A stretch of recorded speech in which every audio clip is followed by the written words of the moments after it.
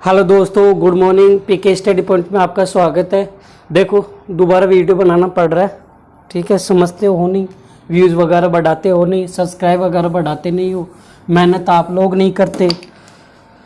देखो, पढ़ा करो, टाइम टू टाइम क्लास देखा करो। ये मत सोचा करो कि सर नए नए हैं तो ऐसे ही पढ़ा रहे हैं, ठीक है। मैंने मेरे एक्सपीरियंस के हिसाब से पढ़ा रहा हूँ और अच्छा ही पढ़ा रहा हूँ, ठीक है। मतलब थोड़ी लैंग्वेज वगैरह में प्रॉब्लम हो रही होगी, है ना। वैसे जो कंसेप्ट वगैरह बता रहा हूँ, जो भी कंटेंट वगैरह उठा रहा हूँ, वो पूरा एकदम बहुत इंपॉर्टेंट है, ठीक है। तो क्लास पूरी लिया करो, पूरा देखा करो, ठीक है। और बाद में देखो एग्जाम लगेगी, तब आप एक बार देख लेना जो मैंने पढ़ाया है उनमें कितने क्वेश्चन मिलते हैं, तब आपको पता चलेगा कि काश उस टाइम पे मैं क्लास ले लेता। क्योंकि देखो, मैंने जिस हिसाब से मतलब जो एनटीपीसी का दिया है पेपर वगैरह, मैं भी दिया हूँ पढ़ाते पढ़ाते, तो देखो मुझे पता है कि किस हिसाब से पेपर आ रहा है। और रेलवे ग्रुप डी का भी किस हिसाब से पेपर आएगा, ठीक है। क्योंकि उसमें वही फिजिक्स ज़्यादा पूछेगा, वही न्यूमेरिकल ज़्यादा पूछेगा। इसलिए मैं पूरा थ्योरी भी पढ़ा रहा हूँ अच्छे से, बेसिक से हाई, और न्यूमेरिकल भी पूरे करवा रहा हूँ, ठीक है। तो देखो, अपना चैप्टर कौन सा चल रहा था। देखो, अभी वीडियो बनाया था, दोबारा बनाना पड़ रहा है, कुछ मिस्टेक वगैरह हो गई तो समझ गए होंगे आप, बहुत अच्छे लोग हो आप। अब देखो, चैप्टर चल रहा था अपना कोरा, कौन सा, कार्य, शक्ति और ऊर्जा, ठीक है। ये अपना क्या चल रहा था भाई साहब, चैप्टर, ठीक है। एक बार देखता हूँ आ रहा क्या वीडियो। हाँ, सही है। देखो, अपनी अपनी दो क्लासों में क्या पढ़ा। अब देखो, मैं थोड़ा पढ़ाने का तरीका चेंज कर रहा हूँ क्योंकि ज़्यादा ही सीरियसनेस हो गया। आप लोग क्या होते हो, सीरियस को कम लेते हो और थोड़ा मतलब ऊट पटांग पढ़ाए उसको ज़्यादा सुनते हो, आजकल है ही ऐसा। देखो, कार्य क्या था, मतलब जैसे आप निठल्ले बैठे हो, ठीक है, मतलब कुछ भी नहीं देख रहे, मान लो टिकटॉक वगैरह चला रहे हो, टिकटॉक तो बैन हो गया, इंस्टाग्राम वगैरह चला रहे हो, फेसबुक वगैरह चला रहे हो, तो वो एक कार्य नहीं होता। इस चीज़ का ध्यान रखना। कार्य क्या होता है, जब आप पढ़ते हो वो कार्य कहलाता है। मतलब अच्छी एक्टिविटी करो, समझ रहे हो, वो मजाक थे एक तरह से, दोबारा से समझो। कार्य क्या होता है कि जैसे मालूम मैं यहाँ पे खड़ा हूं, कुछ नहीं कर रहा तो कुछ कार्य भी नहीं होगा, ठीक है। और मैं मान लो यहाँ पे आपको फिर पढ़ाना स्टार्ट कर रहा हूं और आप पढ़ना स्टार्ट कर रहे हो, तो दोनों का कार्य हो गया, मेरा भी कार्य है, आपका भी कार्य है।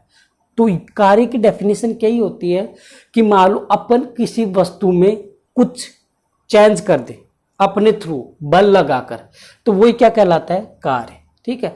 अब जैसे मान लो ये व्हाइट बोर्ड था, अब मैं कुछ बल लगा के मान लो कुछ लिखा वगैरह कर रहा हूं, ठीक है, तो कुछ कार्य में परिवर्तन हुआ, मतलब यहां कुछ था और कुछ हो गया, तो वही क्या कहलाएगा, कार्य। मतलब अपन किसी वस्तु में बल लगाकर कुछ भी परिवर्तन कर ला दे तो वो क्या गया, जो भी काम होगा वही अपना क्या कहलाएगा, कार्य। ये तो थी सीधी परिभाषा, सिंपल।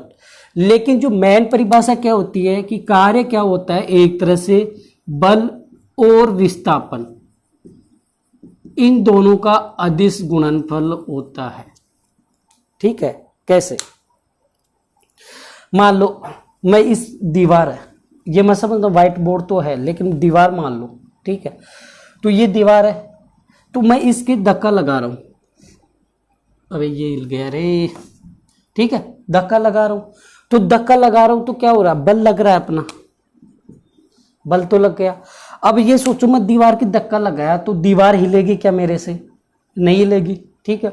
ज्यादा हेल्थी लग रहा हूं तो ये मैं सोचना हिल ही जाएगी, नहीं हिलेगी।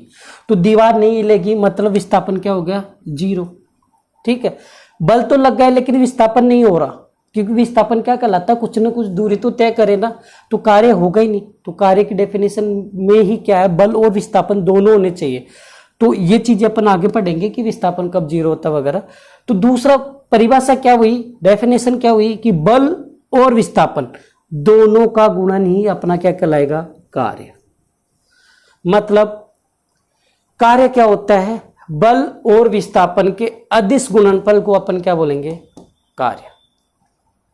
समझ गए, मतलब W इंग्लिश में बोले तो कार्य को वर्क, बल को क्या बोलते हैं, फोर्स, और विस्थापन को क्या बोलते हैं, डिस्प्लेसमेंट, है ना, सही बोल रहा हूं। तो ये हो गया एस, एस कैसे आया, फिर डिस्प्लेसमेंट है, पता नहीं। देखो, W equal to F S, ये हो गया फर्स्ट फॉर्मूला, इंपॉर्टेंट है ये, ठीक है, इंपॉर्टेंट। इंग्लिश थोड़ी मेरी वीक है तो समझ आना आप लोग। W इक्वल टू एफ एस हो गया फर्स्ट फॉर्मूला। इसके रिलेटेड न्यूमेरिकल करेंगे, ग्रुप डी में जरूर आएगा क्वेश्चन, ध्यान रखना। तो देखो कार्य की परिभाषा अपन ने पढ़ी, ये रिवाइज करवा रहा हूँ, ठीक है, कुछ अलग तरीके से। पहले मैंने करवा दिया था एक बार, दोबारा से मैं आपका रिवाइज करवा दूं क्योंकि बहुत इंपॉर्टेंट है ये चैप्टर। आपने मान लो अभी DFCCIL का फॉर्म भी भरा होगा किसी ने, किसी मतलब मेरे जो वीडियो देख रहे हैं अभी तो किसी ने नहीं भरा होगा, क्योंकि देखते ही वही लोग हैं जो मेरे जानकार है, वो और पता नहीं किसकी तैयारी कर रहे हैं। कोई SSC की, कोई RS वगैरह की भी कर रहा है, कोई UPSC की भी कर रहा है, वो बस सिर्फ लाइक करता है। अब देखो कार्य की परिभाषा समझ गए, मतलब क्या होता है कि देखो निठल्ले बैठे रहेंगे कोई कार्य नहीं होगा, कुछ ना कुछ कार्य क्या करो, कार्य वही कहलाएगा, ठीक है। घर पे भी बोलते होंगे, आप मान लो लेटे हुए हो तो घर वाले क्या बोलते हैं, अरे कुछ काम तो कर ले, कुछ कार्य कर ले। वो काम क्या होता है, ऐसा नहीं कि आप उठ गए और फिर वापस बैठ गए मोबाइल चला लिए, वो ये होता है कि कुछ ना कुछ परिवर्तन ला अपने अंदर, ठीक है, या किसी एक्टिविटी के अंदर, तो वो कार्य कहलाएगा। अब देखो ये अपनी परिभाषा हो गई, एक फॉर्मूला हो गया।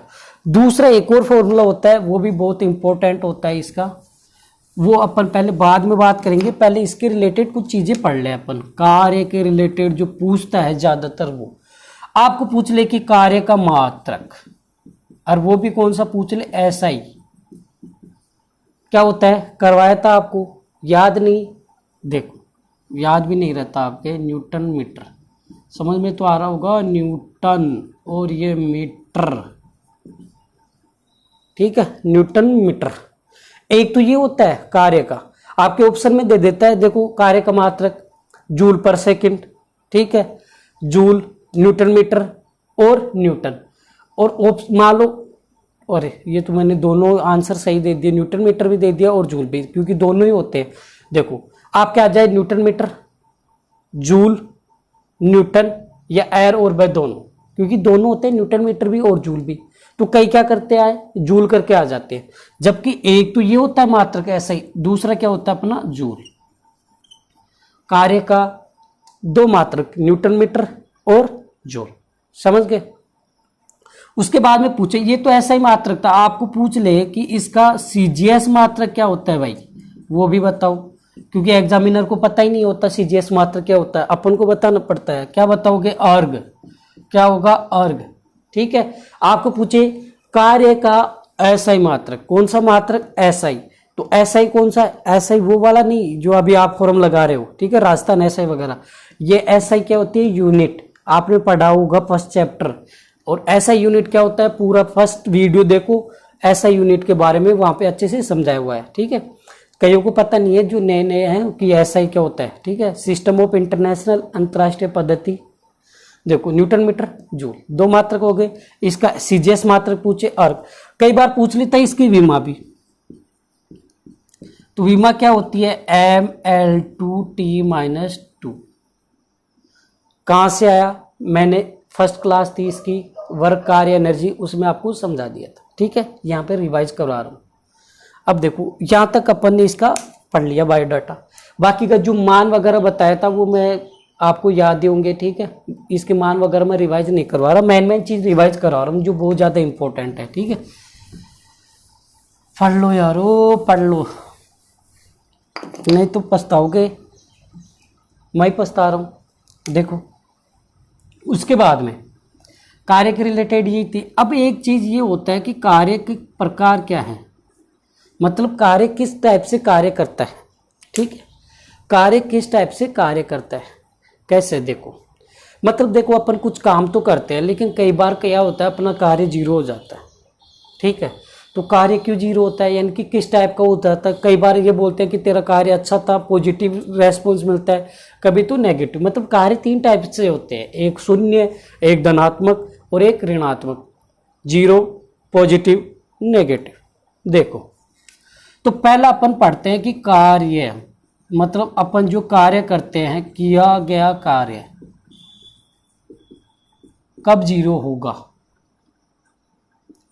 शून्य कब होगा, कब होगा, मतलब अपन कोई काम करे फिर भी वो शून्य हो जाए, किस कारण, रीजन देखो। पहला रीजन ये है कि साहब आपका यदि विस्थापन क्या हो गया, जीरो, आपका यदि विस्थापन 0 तो कार्य भी 0। ठीक है, ये लिखा हुआ है कार्य तो सुनिए।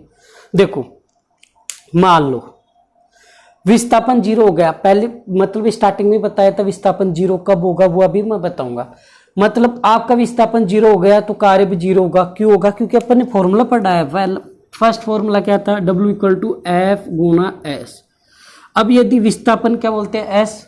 तो यदि ये 0 हो गया तो आपने ये तो पढ़ा ही है, किसी भी संख्या को 0 से गुणा करेंगे तो पूरा 0 हो जाएगा। तो ये पूरा 0 तो W क्या हो गया? 0। तो एक तरह से W कार्य क्या हो गया? 0। तो 0 तो ये विस्थापन 0, कार्य 0, सब 0। समझ गए?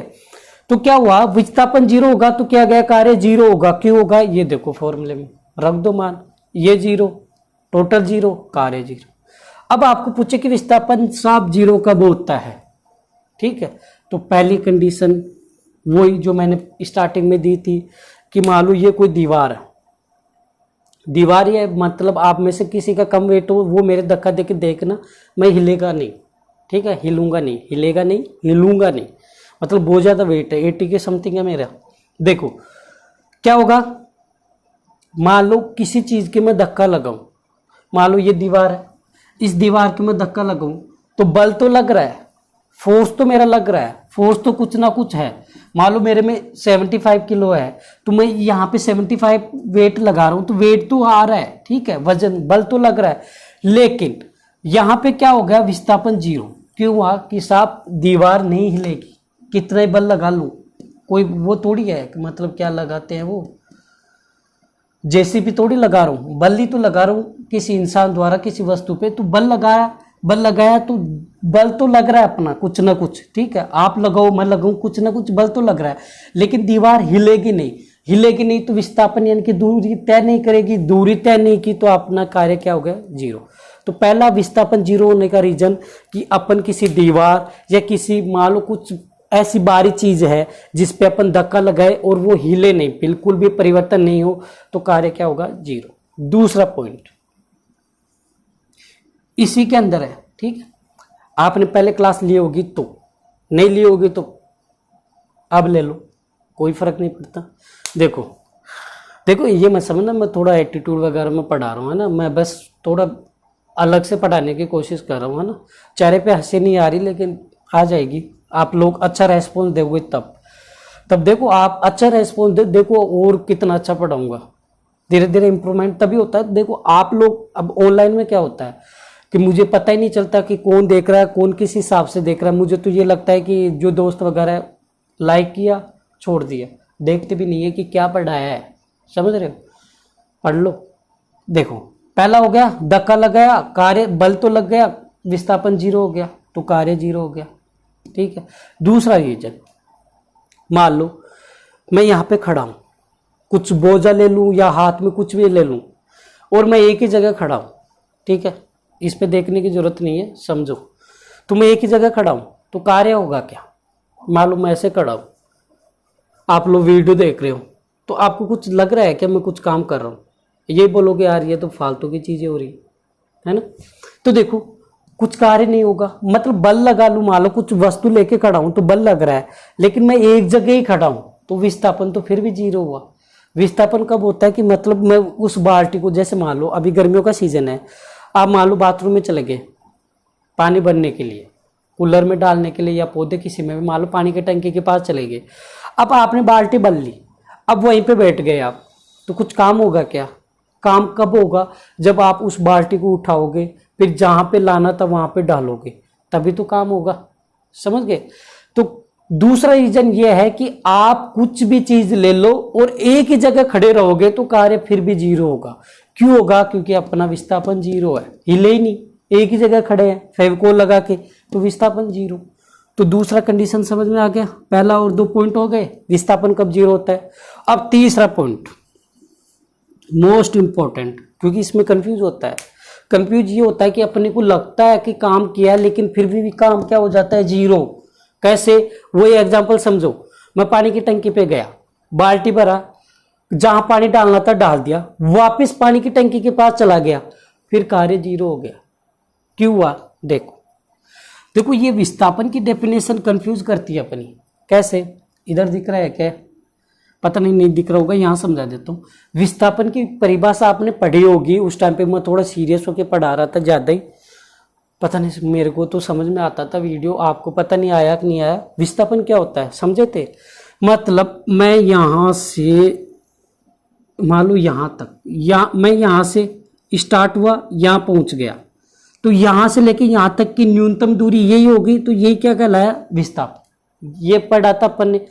अब देखो, अब जो मैं एग्जांपल दिया था वो समझो। मैं यहाँ पे ये मैं पानी की टंकी है, ये मोटा नहीं लिख रहा हूँ, समझ जाओ, पानी की टंकी है। क्या है? पानी की टंकी, पानी की टंकी। तो पानी की टंकी के पास खड़ा हूँ यहाँ पे, यहाँ से मैंने बाल्टी भरी, ठीक है, यहाँ पे डाल दिया इसमें, यहाँ मान लो पौधा हो, कूलर हो, यहाँ पे डाल के वापिस यहाँ आ गया। पहले कहाँ था? यहाँ था। अब कहाँ आ गया? यही आ गया। अब कोई मेरे को पूछे कि विस्थापन चेक करो, तो विस्थापन ने अपन ने पढ़ा था कि जितनी दूरी तय करे वहीं की न्यूनतम दूरी। तो मैंने क्या किया, मान लो यहाँ था, अब दूरी तय करूंगा, यहीं पे आ गए तो यहीं तक की दूरी आई, मतलब जहां खड़ा था वही दूरी आई, न्यूनतम दूरी, क्योंकि आ गए वहीं पे, तो विस्थापन 0, तो कार्य भी 0। समझ में आया क्या? दोबारा समझाऊं? बोल दिया करो यारो, कमेंट कर लिया करो, एक भी कमेंट नहीं करते। देखो, अबे तू मत हिल रे। अब देखो, दोबारा समझो, विस्थापन 0 क्यों हुआ? मैं यहां था, ठीक है, ये मान लो यहां पे था, यहां चला गया, फिर मैं यहां से वापस यहीं पे आ गया। दूरी क्या? देखो, दूरी तो तय की मैंने, यहां से यहां गया, फिर यहां से यहां आ गया, लेकिन विस्थापन इसको क्या मानेगा? 0। क्यों? विस्थापन फिर बोलेगा कि मैं क्या नापता हूं? न्यूनतम दूरी। तो यहां से दूरी क्या नापू? तू तो यहीं था और यहीं पे आ गया, तो यहीं की यही दूरी रहेगी, न्यूनतम दूरी तो 0 होगी। तो मतलब मैंने तो कोई कार्य नहीं किया, जबकि यहां से यहां चला गया, आग भी गया, फिर भी कार्य 0 हुआ। समझ गए कैसे हुआ? तो तीसरा पॉइंट यही है कि मान लो आप एक जगह खड़े हो, चले गए, वापस वही आ गए, तो क्या गया? कार्य 0 होगा। क्यों? क्योंकि अपना विस्थापन क्या बोलता है कि भाई तूने कुछ भी नहीं दूरी तय की, वहीं पे आ गया तो 0 है। ठीक है, जैसे मान लो आप किसी भी चीज एग्जाम दो, एसएससी की एग्जाम दो, प्री पास कर लो, मेंस पास कर लो, डिस्क्रिप्टिव पास कर लो, मेरिट में रह गए, वापस कहाँ गए? पहली वाली जगह पे। क्यों? फिर आपको प्री दो, फिर मेंस दो, ऐसे रेलवे में दो, प्री दे लो, मेंस दे लो, फिर मेरिट में रह लो, विस्थापन 0, क्योंकि आप फिर वहीं पे आ गए। मेहनत कार्य तो किया, लेकिन विस्थापन क्या? क्योंकि आपके घर वाले, बाहर वाले क्या बोलेंगे? कुछ भी नहीं पढ़ा होता तो मेरिट में भी क्यों रहता? क्योंकि उनके लिए कार्य 0 ही हुआ ना। आपने मेहनत की, लेकिन वो कार्य 0 क्यों कहलाया? क्योंकि वहां पे विस्थापन क्या है? 0। आपने कार्य किया, लेकिन उसी जगह आ गए, तो सबके लिए क्या होगा कि कुछ भी कार्य नहीं किया। वो भी तो एग्जाम्पल, अच्छा एग्जाम्पल मिला ही, समझ गए? आप समझ लो, कार्य 0 क्या हुआ? आप रेलवे की तैयारी करो, एसएससी की तैयारी करो, आप जब तक सिलेक्शन नहीं लोगे तब तक आपके द्वारा किया गया कार्य क्या है? 0। यकीन नहीं आता? पूछ लो किसी को भी जाके, रिलेटिव में हो, परिवार वाले तो किस लिए बोलेंगे, कजन वगैरह को पूछ ले। मुझे तो पता है, आपको भी पता हो गया होगा, जो क्लास ले रहा होगा उसको पता होगा। तो सीरियस होके पढ़ लो भाई, इस टाइम पे वैकेंसी अच्छी आई हुई है, जॉब लेनी है तो इस टाइम पे मोस्ट इम्पोर्टेंट है, अच्छे से पढ़ो, कार्य कर लो, ये कार्य 0 ना हो जाए आपका। ठीक है, देखो दूसरा था, किया गया कार्य 0 कब होता है? उसका दूसरी कंडीशन क्या थी कि जब थीटा 90 हो जाए। देखो, एक बार यदि आपको ये चीजें समझ में नहीं आ रही होगी, मतलब अच्छे से थोड़ा रिवाइज करवा रहा हूं मैं, यहाँ पे सिर्फ रिवाइज चल रहा है, पीछे मैंने डिटेल में पढ़ा दिया एक बार, तो आप उसको देख लेना, कहीं आप कंफ्यूज हो रहे हो कि मैंने क्या क्या करवा दिया है ना। और नोट्स वगैरह देखो आप, जैसे मैं बना रहा हूँ साथ के साथ आप, तो हैशटैग पीके स्टडी पॉइंट के नाम से टेलीग्राम पे सर्च कर लेना। ठीक है, अभी तो इतनी 10-15 बच्चे हैं। ठीक है, तो पीके स्टडी पॉइंट के नाम से है टेलीग्राम पे, उस पर मैंने यूनिट एंड डायमेंशन की पीडीएफ डाल दी, और भी चीज़ें डालता रहता हूँ, और इसकी भी 2-3 दिन में डाल दूंगा। ठीक है, तो उस पर सर्च कर लेना, या अभी मैं इस पर लिंक डाल दूंगा यूट्यूब के नीचे अपना, जो उसमें आप देख लेना। ठीक है, अब देखो यदि थीटा 90 हो गया तो किया गया कार्य भी 0 होगा। क्यों? क्योंकि देखो आपने दूसरा फॉर्मूला क्या पढ़ा था, W equal to F S cos theta, ये कोस है, ये दूसरा फॉर्मूला था। देखो ये भी याद हो जाएंगे जब अपन न्यूमेरिकल करेंगे। न्यूमेरिकल करना जरूरी है क्योंकि ग्रुप डी में ज्यादातर न्यूमेरिकल, जिसके न्यूमेरिकल अच्छे हैं वो उसका ही सिलेक्शन होगा। क्योंकि देखो थ्योरी सब पढ़ लेते हैं, रट्टा तो सब मार लेते हैं, लेकिन न्यूमेरिकल मैन है। न्यूमेरिकल में भी मैंने बोल रखा है आप क्लास लो, यूनिट अच्छे से कवर करो, फॉर्मूले अच्छे से कवर करो, बस न्यूमेरिकल हो गया। एक एक मतलब 10-10 सेकंड के न्यूमेरिकल होते हैं यार, ठीक है। बस आप लोग हार्ड समझ लेते हो, हीट दे दिया, उष्मा के रिलेटेड दे दिया, जूल में आंसर दे दिया, कंफ्यूज हो जाते हो। अरे कुछ भी नहीं है भाई, यूनिट और सूत्र दो चीज याद कर ले, फॉर्मूला आपका क्लियर हो जाएगा। देखो एफ एस कोस थीटा ये फॉर्मूला होता है।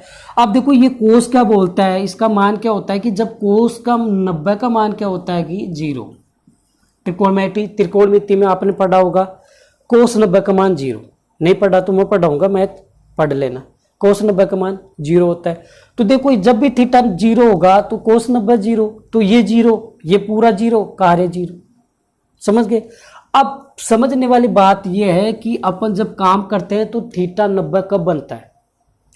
वीडियो बन तो रहा ही ना, चलो चल रहा है, 21 मिनट की भी होगी, देखना पड़ता है। अभी पहले बनाया था आधा घंटे का, बना ही नहीं, दोबारा बनाना पड़ रहा है, ठीक है। तो ऐसे में समझना टाइम पास हो रहा है बीच बीच में।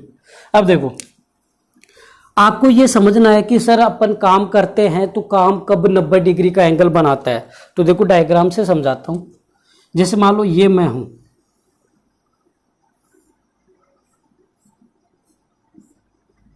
ठीक है, ये मैं हूं, ये मूंछ भी बना दूं क्या, सही है, मैं हूं, ठीक है, चेक कर लेना। ये कौन हूं, मैं हूं।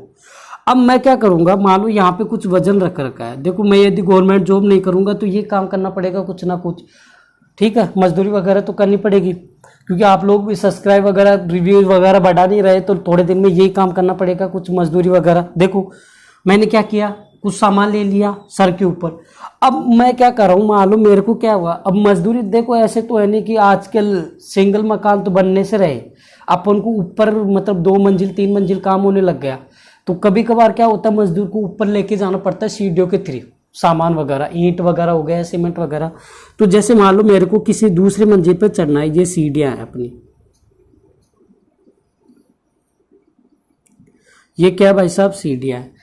अब मैंने यहाँ पे ईंट वगैरह रख ली, वो भी कितनी 10-15 ईंट है, ठीक है, क्योंकि इतना तो वेट है मैं उठा सकता हूँ। तो मैंने इतनी ईंटें ली और चढ़ना प्रारंभ कर दिया, चढ़ गया।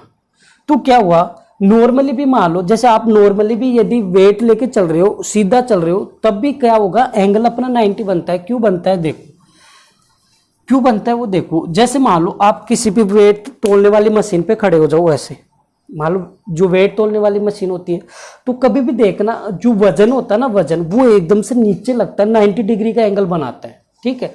मान लो आप ऐसे जोर दे लो, कैसे भी जोर दे लो, ठीक है, तो 90 डिग्री का मतलब ये मान लो आप वेट वाली मशीन है, ठीक है।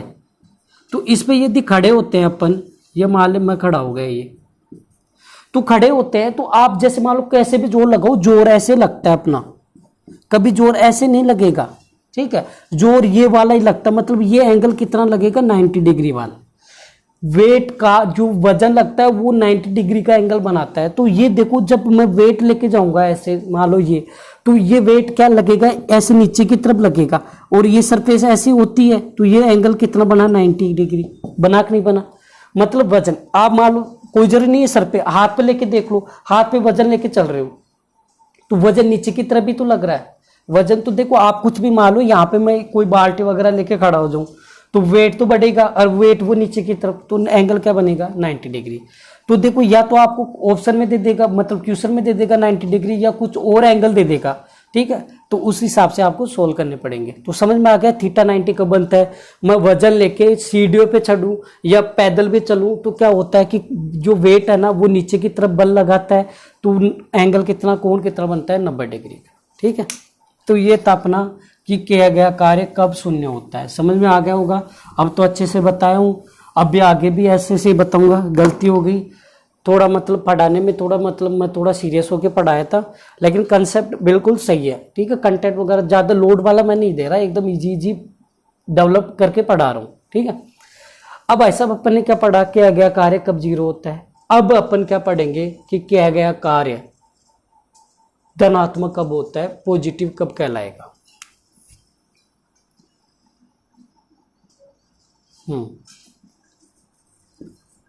किया गया कार्य धनात्मक कब होगा, ठीक है। देखो समझो, ये रिवाइज करा रहा हूँ तब ऐसे ही लिख रहा हूँ, आज तो सिर्फ रिवाइज ही करवा रहा हूँ, आज पूरी क्लास में एकदम अच्छे से, है ना। देखो किया गया कार्य शून्य कब होता है, पहले ये बताओ मेरे को, जोर से बोलो यार। हाँ, जब विस्थापन जीरो होगा, ठीक है। दूसरा, हाँ 90 डिग्री का एंगल बनेगा, मतलब जब थीटा 90 होगा और विस्थापन जीरो होगा तो किया गया कार्य जीरो होगा। अब किया गया कार्य धनात्मक कब होगा वो समझो। देखो पहले एग्जांपल से समझो, मान लो ये अपनी पृथ्वी है, धरती, ठीक है। यहां पे मैं खड़ा हूं, ठीक है। फिर मैं मेरा ही डायग्राम बना रहा हूं, आप लोगों का नहीं बना रहा, ठीक है, ये मत सोचना। अब देखो ये पृथ्वी की अपनी सरफेस है ना, और यहाँ पे मैं खड़ा हूँ। अब मेरे को यहाँ से कोई वस्तु उठानी है, ये कोई वस्तु है, ठीक है। कोई मान लो पैसे है, पैसे तो उठा ही सकते हैं ना, पैसे कौन नहीं उठाएगा। यहाँ पे मान लो 1 लाख रुपए पड़े हैं, कितने, 1 लाख रुपए।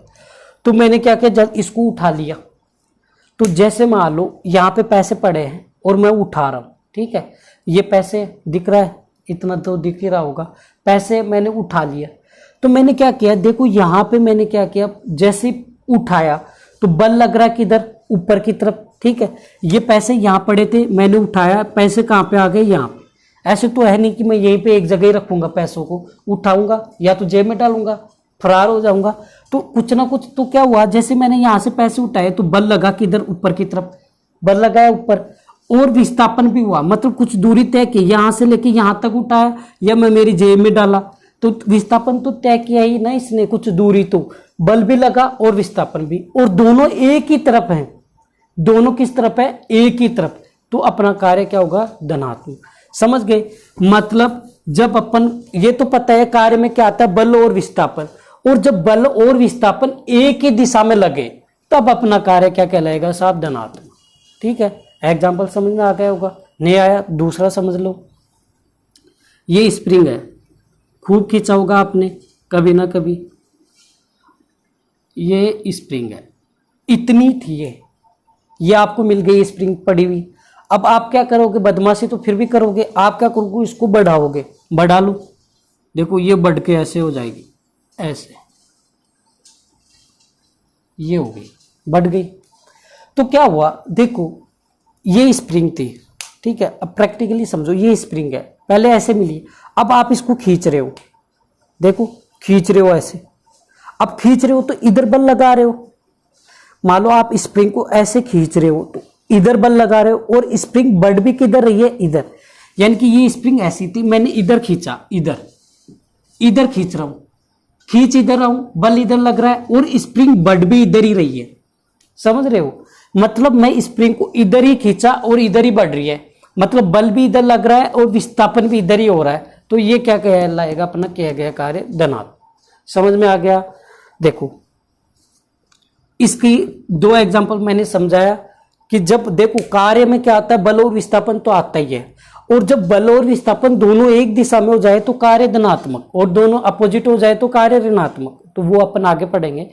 तो जब बल और विस्थापन एक ही सिद्ध में हो, एक ही तरफ हो, तो कार्य धनात्मक। कैसे, मैं मान लो कोई पृथ्वी, मतलब अपनी सतह पे, टेबल पे कुछ भी मान लो सामान उठाऊंगा, तो बल लगाऊंगा ऊपर की तरफ, सामान भी ऊपर की तरफ आएगा, तो दूरी भी तय करेगा, तो किया गया कार्य क्या हो गया, धनात्मक।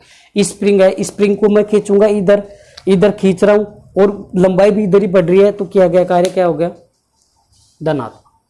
अब आपको पूछे कि किया गया कार्य ऋणात्मक कब होगा, क्या हो गया। देखो आगे मैं ऐसे ही पढ़ाऊंगा आराम से, इजी, थोड़ा फास्टली पढ़ा रहा था, एकदम धीरे धीरे चलेंगे, हो जाएगा सिलेक्शन आपका, पढ़ोगे तो, है ना। सिलेबस की मत पूछो, सिलेबस तभी पूरा होगा जब आप लोग साथ दोगे यार। कभी कभी तो मन ही नहीं करता क्लास बनाए, फिर लालच आ जाता है यार यूट्यूब पे फेमस होना है, सेलिब्रिटी बनना है। बना दो आप लोग मेरे को, लाइक करो, शेयर करो, सब्सक्राइब करो चैनल को, ठीक है। सबसे करवाओ, जो लोग पबजी खेलते हैं उनको भी शेयर करो, पबजी बाद में खेले, पहले मेरा चैनल सब्सक्राइब करें, ठीक है। देखो आपको क्या होगा, फल जरूर मिलेगा, क्योंकि देखो ऐसा कंटेंट नहीं मिलेगा, एकदम इजी लेवल बता रहा हूँ, मतलब अब थ्योरी भी बिल्कुल आसान तरीके से। और देखो आप लोग साथ दो, पीडीएफ वगैरह भी बना रहा हूँ मैं, नोट्स वगैरह भी बना रहा हूँ, अच्छी हैंड राइटिंग है मेरी, देख लेना पीडीएफ में, ठीक है। खराब लगे तो वो भी कोई ना, चल जाएगी। क्या गया कार्य ऋणात्मक कब होगा, अभी मैंने बताया। जब कार्य में क्या चीज आती है, कहाँ गया, ये रहा, कार्य में क्या चीज आती है, बल और विस्थापन।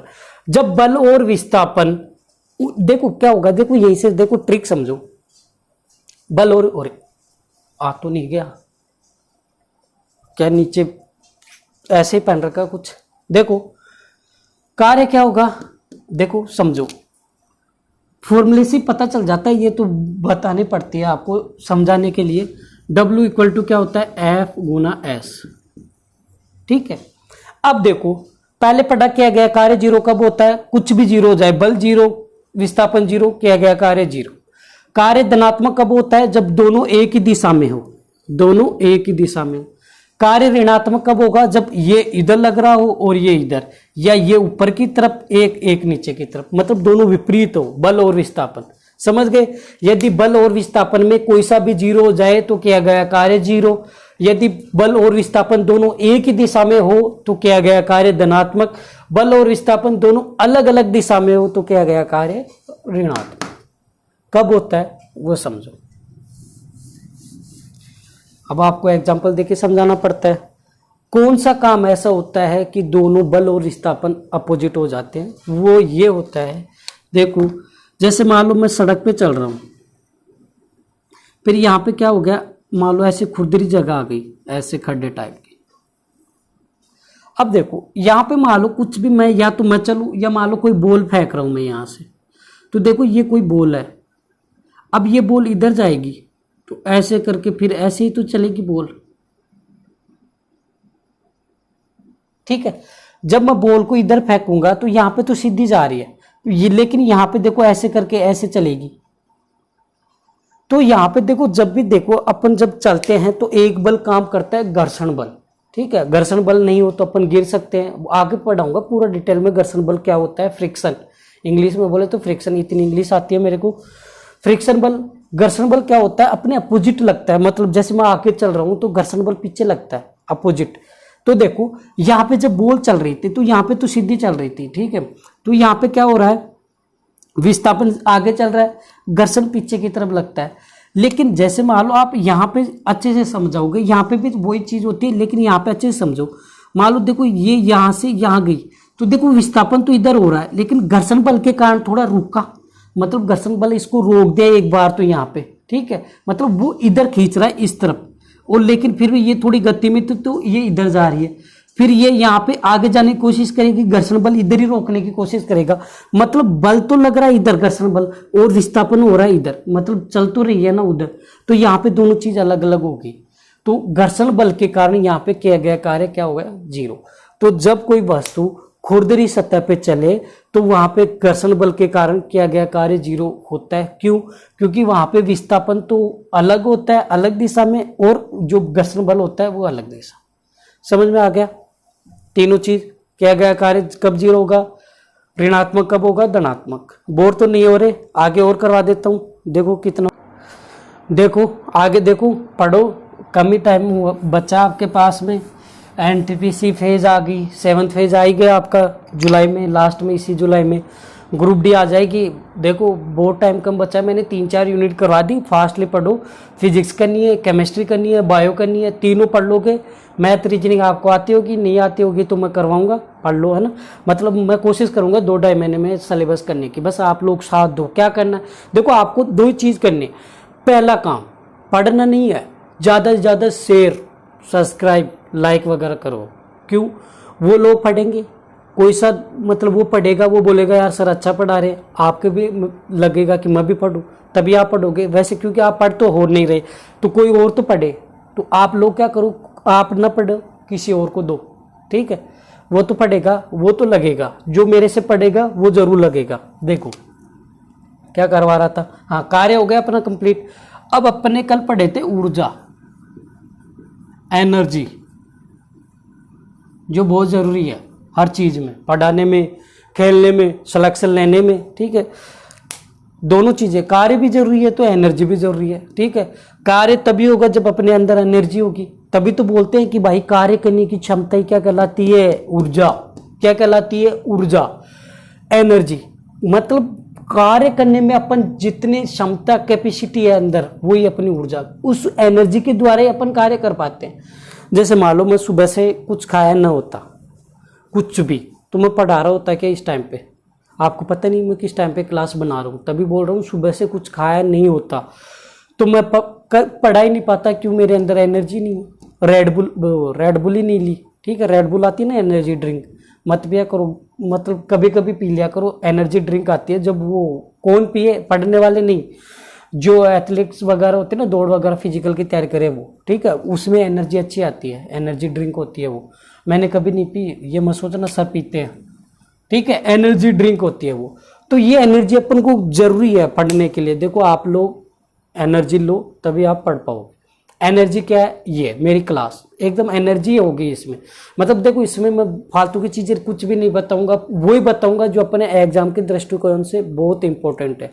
देखो आप मेरी जीके की क्लास से उठा के देखना, जैसे मॉडर्न हिस्ट्री करवा रहा हूँ तो मैं ज्यादा टॉपिक उठा रहा हूँ ऐसे ऐसे जो ज्यादातर एग्जाम में पूछे जाते हैं। एक बार देखो जाके पूरा एकदम अच्छे से एक एक वही बनाया मैंने वीडियो, वो थ्योरी वगैरह वाली नहीं बनाई जो मतलब एग्जाम में पूछता है, ठीक है।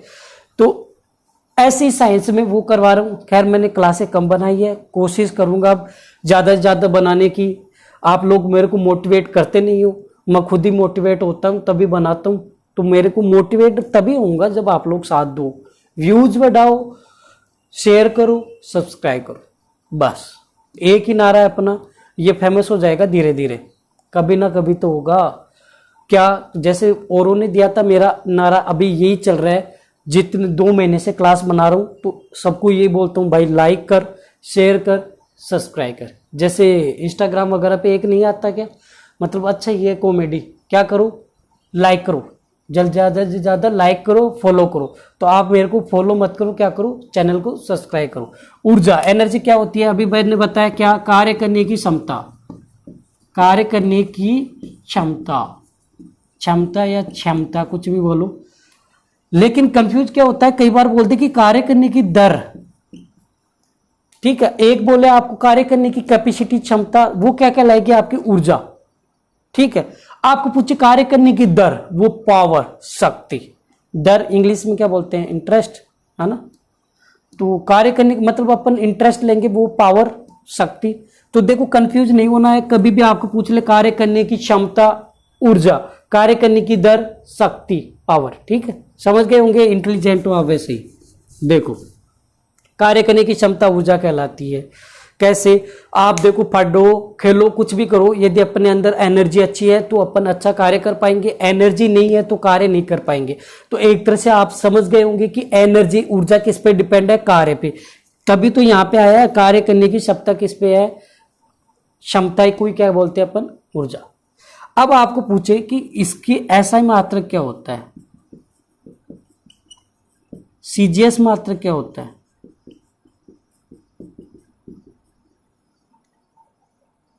तो भाई कार्य करने की क्षमता क्या कहलाती है, ऊर्जा। तो कार्य और ऊर्जा दोनों का मात्रक भी एक ही है, विमा भी एक ही है।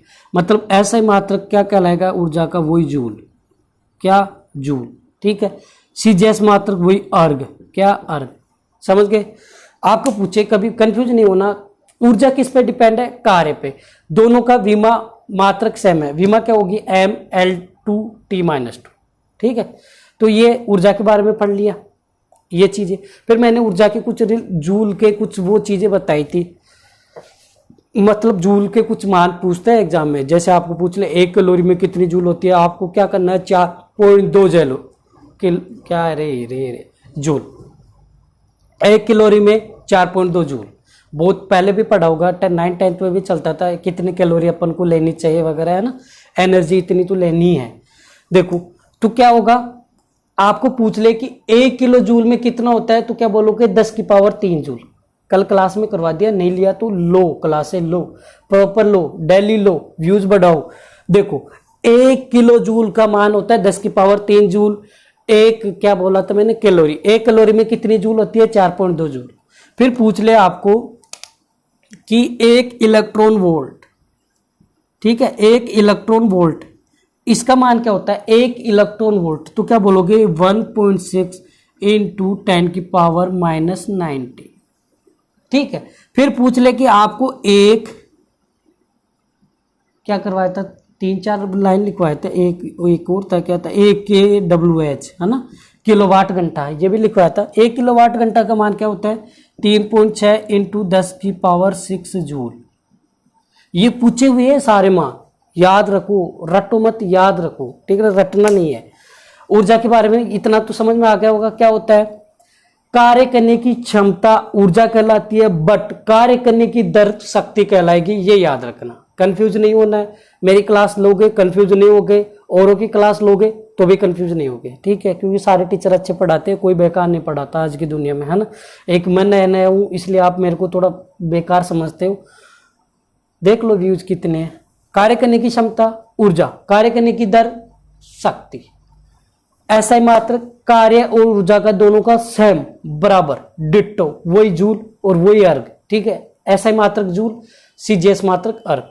फिर पूछे कुछ मान, 1 इलेक्ट्रॉन वोल्ट जूल के रिलेटेड कितना मान होगा, आप क्या करोगे, फट बताना है। पवन सर की क्लास में पढ़ा था 1.6 इंटू 10 की पावर -19। एक kWh, इसकी फुल फॉर्म भी पूछ लेता है, kilowatt hour, kilowatt hour, kilowatt घंटा, क्या मान होता है, 3.6 इंटू 10 की पावर 6 जूल। अब ये तो यहाँ तक अपन ने कुछ पढ़ लिया, ऊर्जा भी पढ़ ली, कार्य भी पढ़ लिया। अब ऊर्जा कई प्रकार की होती है, आपने एसएसटी में पढ़ा होगा, सामाजिक विज्ञान में, पवन ऊर्जा जैसे ऊर्जा के कई स्रोत होते हैं, साइंस में भी चलती है, ठीक है। ऊर्जा कई प्रकार की होती है, यह आंतरिक ऊर्जा, गतिज ऊर्जा, स्थितिज ऊर्जा, रासायनिक ऊर्जा, विद्युत ऊर्जा, दमनी ऊर्जा थोड़ी होती है, ठीक है, प्रकाशीय ऊर्जा, नाभिकीय ऊर्जा, भौतिक ऊर्जा होती है, ठीक है। तो वो अपन डिटेल में पढ़ेंगे, ठीक है। अभी देखो टाइम कितना हो गया, 40 मिनट की क्लास होगी, थोड़ा बता ही देता हूँ, एक टॉपिक और कर लेते हैं, बोर थोड़ी हो रहे हो, मत हुआ करो, पढ़ने में इंटरेस्ट जगाओ, ठीक है। 1-2 दिन में मोटिवेशन वीडियो भी डालना पड़ेगा आपके लिए, तभी पढ़ोगे। देखो ऊर्जा के टाइप तो समझ में आ गए कि मैंने बता दिया, अब एक एक डिटेल में पढ़ रहा हूँ, रिवाइज ही करवा रहा हूँ, करवा दिया मैंने, जो मैं अभी तक जो भी पढ़ाया वो मैंने रिवाइज करवा रहा हूँ, पढ़ा दिया 2 क्लासों में। पहला जो मैंने पढ़ाया था कि पहले पढ़े थे अपन यांत्रिक ऊर्जा, ये पढ़ा था, कल क्लास लिए होंगे, नहीं लिए, बोले सर सिर्फ लाइक किया था, देखा ही नहीं, ऐसे पढ़ाते हैं पवन सर तो फालतू की तरह। देखो यांत्रिक ऊर्जा, यांत्रिक ऊर्जा में बताया था कि आपको सिर्फ ये याद रखना है कि यांत्रिक ऊर्जा क्या होता है, कि गतिज ऊर्जा मतलब काइनेटिक एनर्जी में अपन जोड़ दे स्थितिज ऊर्जा मतलब पोटेंशियल एनर्जी अपन जोड़ दे, वही अपनी क्या कहलाएगी साहब, यांत्रिक ऊर्जा।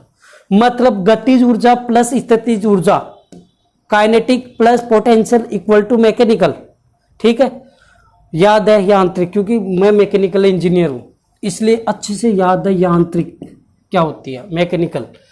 तो मैकेनिकल कब बनता है कि देखो मैकेनिकल इंजीनियर बहुत अच्छे होते हैं क्योंकि उनमें गति भी होती है और कुछ पैसेंस भी होता है स्थिति कंट्रोल करने की, ठीक है, तो तभी कहलाती है आपकी यांत्रिक ऊर्जा।